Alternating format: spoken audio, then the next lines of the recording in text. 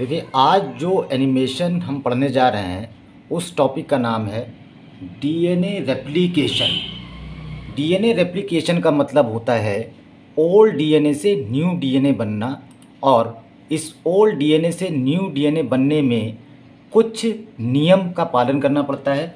और वो नियम है, पहली बात तो DNA replication is semi conservative. DNA replication आपको ही दिखाई दे रहा है ना, डीएनए का ये डबल हेलिक्स आपको स्ट्रक्चर दिखाई दे रहा है, और इसमें ये कह भी रहा है कि twisted around each other in A double helix shape.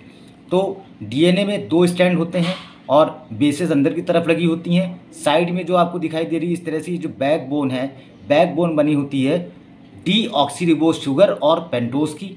तो पहला हमने बोला कि डीएनए रेप्लिकेशन क्या होता है। डीएनए रेप्लिकेशन होता है semi conservative in nature. Semi conservative का मतलब होता है कि जो नया स्ट्रैंड बनेगा या जो नया डीएनए बनेगा उसमें एक स्ट्रैंड, उस डबल स्ट्रैंड में एक स्ट्रैंड होगा नया और एक स्ट्रैंड होगा पुराना। अब यहाँ पर हम ये बात कर रहे हैं कि ये जो डीएनए का हमारा स्ट्रैंड दिखाई दे रहा है, इसमें आपको 4 बेसेस दिखाई दे रही हैं, जिसमें कि 2 प्यूरीन होती हैं और 2 होती हैं पिरीमिडीन। तो जिसमें से जो प्यूरीन है वो होती हैं ग्वानिन और साइटोसिन, और जो पिरीमिडीन होती हैं वो होती हैं एडेनिन और थायोमीन। ये दोनों ही बेसेस जो हैं, ये प्यूरीन और पिरीमिडीन जो जुड़ी होती हैं, ये कैसे जुड़ी होंगी? ये जुड़ी होती हैं हमेशा हाइड्रोजन बॉन्ड से। ठीक, तो अब हम आगे बढ़ते हैं। इसमें ये थोड़ा मैंने गलत बोल दिया कि जो एडेनिन और ग्वानिन है, एडेनिन और ग्वानिन है, ये क्या होती हैं? ये होती हैं प्यूरीन, और साइटोसिन और थाइमीन होती हैं, ये होती हैं पिरीमिडीन।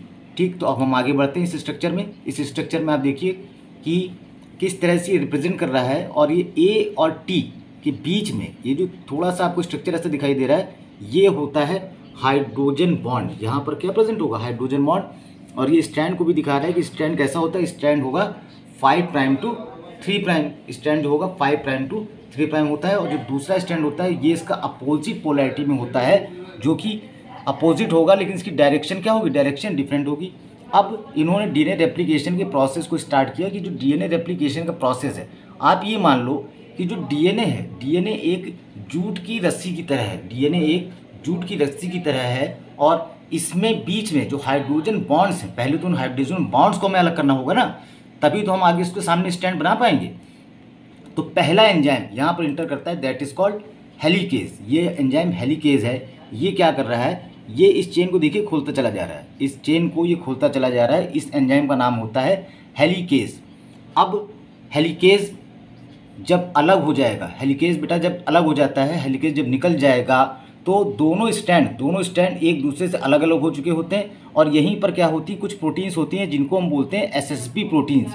एसएसबी प्रोटीन जिनको बोलते हैं सिंगल स्ट्रैंडेड बाइंडिंग प्रोटीन्स। ये क्या करती हैं? दोनों स्ट्रैंड्स को अलग अलग रखने में यहाँ पर मदद करती हैं। और इसके अलावा एक एंजाइम और होता है जिसका नाम होता है टोपो आइसोमरेज। और टोपो आइसोमरेज का काम क्या होता है? टोपो आइसोमरेज का काम होता है कि इस स्ट्रैंड को एक जगह पर पर्टिकुलर पोजीशन पर टिका कर रखना, या इसी को बोलते हैं टेंशन को रिवील करना। तो टी से टोपो आइसोमरेज और टी से टेंशन रिवील।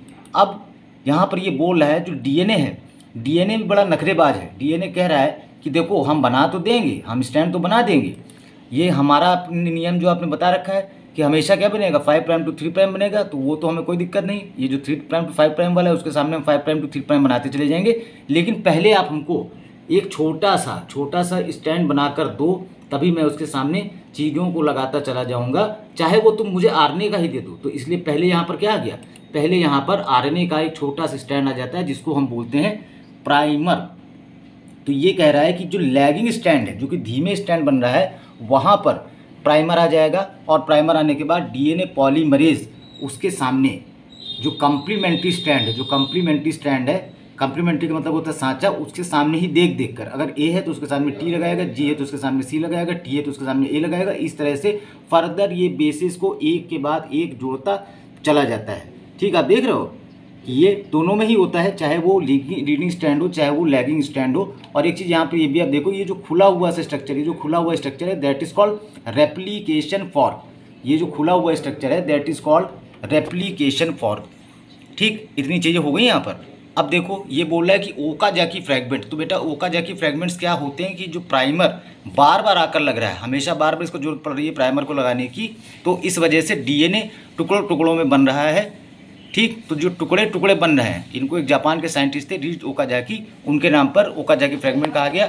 अब जो प्रिंसिपल एंजाइम है डीएनए पॉलीमरेज वो यहाँ पर आकर लग जाता है और स्टैंड जो टेम्पलेट स्टैंड है या जिसको हम बोलते हैं कम्प्लीमेंट्री स्टैंड है हमारा, उसके सामने डीएनए के जो फर्दर और बेसेस जो कम्प्लीमेंट्री बेसेस हैं उनको ये एक के बाद एक लगाता चला जाता है। ठीक, आप देख रहे हो ये बनता चला जा रहा है। डीएनए पॉलीमरेज क्या कर रहा है, एक के बाद एक बेसिस को जोड़ता चला जा रहा है। ठीक, सब आपको दिखाई दे रहे हैं कि सारे कम्प्लीमेंट्री बेसिस ए के सामने टी, जी के सामने सी, सी के सामने जी और टी के सामने ए यहाँ पर जुड़ते चले जा रहे हैं। ये देखो डीएनए पॉलीमरेज है, ये बहुत बड़ा सा एंजाइम होता है। ठीक, अब ये हमारे पास दोनों स्टैंड यहाँ पर बन गए हैं, ये आपको दोनों दिखाई दे रहे हैं कि ये डीएनए पॉलीमरेज दोनों तरफ एक्ट कर रहा है। और एक स्टैंड होगा कंटिन्यूअस और दूसरा स्टैंड क्या होता है, दूसरा स्टैंड होता है डिसकंटिन्यूअस, जिसको हम बोलते हैं लैगिंग स्टैंड, और जो कंटिन्यूअस स्टैंड है उसको हम बोलते हैं लीडिंग स्टैंड। ठीक, तो यहाँ पर चीज़ें आपको सामने दिखाई दे रही हैं कि इनसे दो स्टैंड यहाँ पर बन चुके हैं। ठीक है।